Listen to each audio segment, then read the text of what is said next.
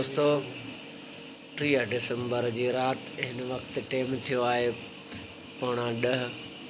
पंहिंजे दुकान ते शॉप ते मौजूद आहियूं ऐं डिसंबर वेंदे वेंदे मोकिलाईंदे मज़ाकूं तेज़ करे छॾियूं थधि जूं।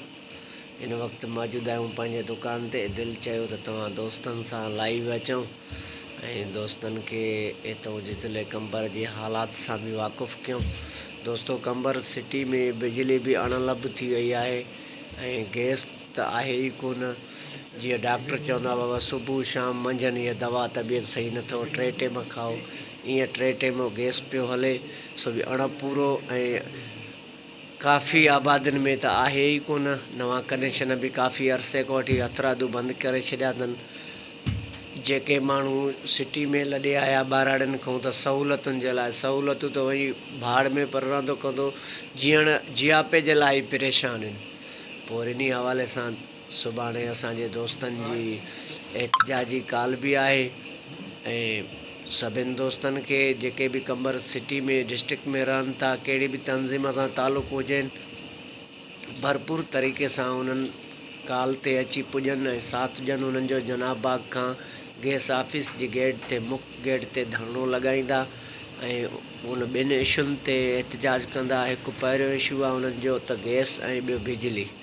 इहे 2 शयूं मस्ट आहिनि शहर जे माण्हुनि जे लाइ। उहे 2 शयूं हितां जे ऑफिसरनि नाअहली जो मुज़ाहरो करे शहरनि खां खसे छॾियूं आहिनि। उन हवाले सां एहतिजाजी कॉल आहे ऐं असां भी लाइव अचूं पिया पंहिंजे यूट्यूब चैनल ते ही रखूं पिया वीडियो कॉल्स।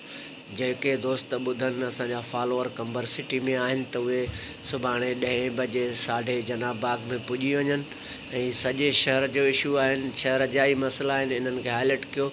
ऐं हीउ दौर वेहण जो न आहे, महिल वञे थी पई हथनि मां निकिती, ॾींहों ॾींहुं अघ भरो थींदा था वञनि। हितां जा ऑफिसर रिश्वत एवज़ 5 रुपया ॾेई करे हिते पोस्टिंगूं कराए था अचनि ऐं पोइ उहे पंहिंजी मन मस्तियूं कनि था। उन्हनि खे सिर्फ़ु इहा ई शइ ज़हन में आहे त हितां कमाइणो आहे, बाक़ी हितां जे अवाम खे रिलीफ जा शहरनि खे टाइम न आहे ॾियणो। इन हवाले सां निकिरो, सुजाग थियो, हर शइ वेंदव हली। जीअं ॾिसो था सिंधू दरिया मां 6 ॿेटनि जो कम भी जारी सारी आहे। केतिरो सोशल मीडिया ते घर वेठे हर कंहिं तहरीर हलाई पर उन ते असरु इंतिज़ामिया ते कंहिं भी क़िस्म जो कोन थियो। इन हवाले सां तव्हां दोस्तनि सां मुखातिब थियासीं ऐं ॿियो त वधि खां वधि शरीक थिजो ऐं जेके दोस्त शरीक नथा थी सघो त उहे सोशल मीडिया ते इन मसइले खे हाईलाइट कयो।